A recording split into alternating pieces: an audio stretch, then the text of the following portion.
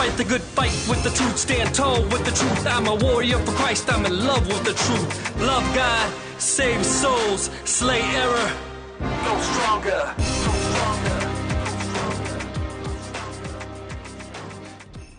Welcome back to the Terry and Jesse Show. As I promised, Father Charles Murr is on the line with us. He spent many, many years in Rome. Father Murr, welcome to the Terry and Jesse Show. Thank you, Terry. Well, can you hear me well? I can hear you just fine, Father. My question to you is, I made a comment in the first segment regarding the knowledge of Christ, and that when people start getting fuzzy about who Jesus Christ is, it seems like I made a comment that they don't understand that the uniqueness of who Jesus is. So I want to ask you, as a theologian, you've been studying for years.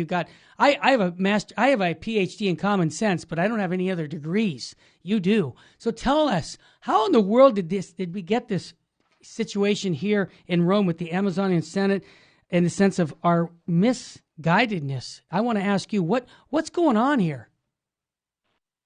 Boy, that's a loaded question. It is, but I want to. People have to have an answer to it. One. Yeah. Look. First of all, you don't have to be a theologian. All you have to have done is study Baltimore Catechism until about third grade. Yes. Until about third grade, yeah, you'd get it. Yeah. Here's the thing: Jesus Christ is true God and true man.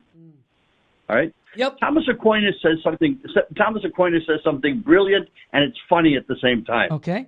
He says to those who would deny the divinity of Christ, if Jesus Christ, we say Jesus Christ, his humanity, his divinity, both, right? Yep. If Jesus Christ is not God, to those who would say that Christ is a wonderful man, fantastic man, the perfect man, but he's not God. And this has come up just recently in Rome, right? Yes. But he's not God. He's the perfect man. Well, Thomas Aquinas says, if he's not God and he's the perfect man, then neither is he the perfect man. That's right. Because the perfect man is not a liar. Amen. And he said he was God. Well, you nailed it. That would make him a liar. Yeah. That would make him a liar, wouldn't it? Yep. And Father, well, I mean, it's that simple. It's that simple. Now, when you deny the divinity of Christ, hang it up. Forget it. Exactly. That's my point, Father. We should let all me jump in here. all go home. Yeah. Father, that's exactly what we have here. Yep, we do. We have a new Arianism. I think that Arianism has been reborn, and we have deniers of the divinity of Christ. Yep. And the Arianism that we have today, the modern Arianism, is even worse, because this modern Arianism also denies the real presence of Jesus Christ in the Eucharist. Right. So they deny the divinity of Christ. And in fact, you get criticized by some modernists, even priests, and they'll tell you, Terry Barber has been told when he ran a bookstore, they looked at Terry's cassette tapes on Jesus and Mary and all the authors that he had there, Dr. Scott Hahn, Archbishop Fulton Sheen. He was told by the theologian of Cardinal Mahoney, who's saying, your Christology is too high, Terry. Yep. That's why the LA Diocese does not approve these recordings, because the Christology is too high. This is a new Arianism that we have, and it's also affecting the Eucharist, as we've seen from a study that came out from Georgetown University recently. Can you talk about that? Am I onto something? Is this a new Arianism that we're fighting? Oh, no, absolutely. Jesse, look, you deny the divinity of Christ. Listen to me carefully. Okay. Deny the divinity of Christ. Hang it up. Go home. It's all finished. I agree. It's all finished. The Eucharist, everything is finished. It's all finished. Look, if you're telling me, do you think that anybody, I don't know, look, who is going to give his or her life to someone who's not special? Why would I be following a liar? Why would I be following a liar who said he was God? I'm following him for what? For what purpose? To make my life easier? It's not an easy life following this. And if he's not God, what do I care? It's like following a philosopher. I mean, philosophy is wonderful, but every once in a while you run into a new one and you're impressed with a new idea. Christ is not this. Christ is God. This is God we're talking about. Amen. God.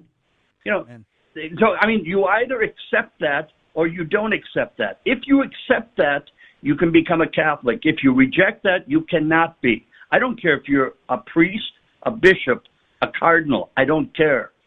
This is the problem. You can't do that.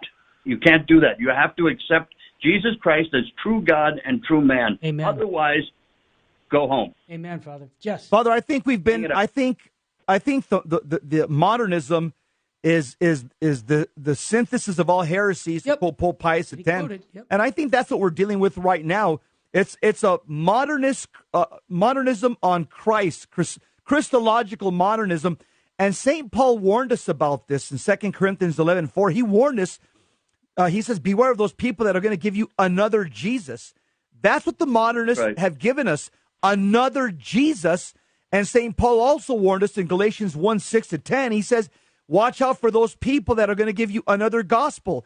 These modernists are giving us another gospel, and it's time for us to call them out. Absolutely. I'm just studying again. We studied it in theology years ago, but I'm studying again modernism, the heresy of modernism. It's unbelievable. I mean, it really has deep roots, and as Saint Pius X put it, it is the accumulation of all heresies. That's right. It's everything there. It's unbelievable. Yeah, Father, and this is what we're suffering from. Absolutely. This is it. And if people want to read that, we have it on our website. You can sign a little pledge that you support anything against modernism. It's not a long document to read. But Father, I'd like to just shift gears. This past weekend, something very controversial happened, and I know you've been following and we've been talking about this all week about the Amazonian Senate and all the craziness that's going on. But Jess, you want to bring up the issue about the statues? Those Father, in the Old Testament, Daniel talked about the abomination of desolation. That was a reference to that the Greeks under Antiochus Epiphanes going in and putting a pagan idol of Zeus in the temple of Jerusalem. Right.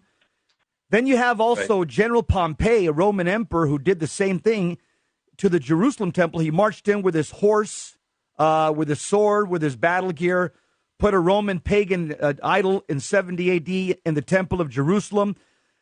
Now, to me, it seems like we're seeing at least a mini. I'm not saying the final one. Jesus warned us in Matthew 24:15 that we would see the abomination of desolation. I think we're seeing a little mini abomination of desolation when you see pagan earth goddesses called Pachamama, or the witches call them Gaia, being enshrined inside St. Peter's Basilica, and priests bowing down in homage or in worship. I think that's a mini abomination of desolation, and I think right now Moses is in heaven,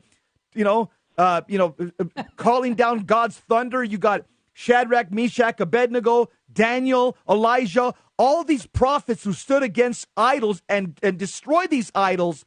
I think right now in heaven, they're saying, Lord, when are you going to go down there and take vengeance, as the saints say in Revelation chapter 6? Am I onto something? Is this kind of a mini abomination of desolation? You think? I think mini? No, I don't think it's mini.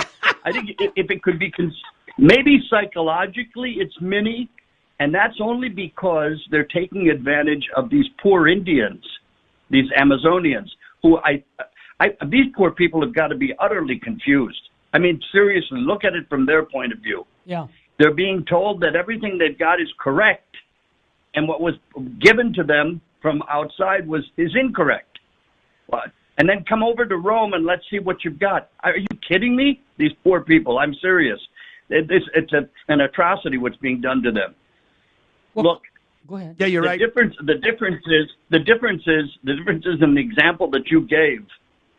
Those were pagans who brought in pagan images. This is by invitation of the clergy that at the grave of the apostle St. Peter, the first pope. Oh no. We've got a pagan ceremony. I saw this. I couldn't believe it. I could not believe it. And then I said to myself, I saw some people wearing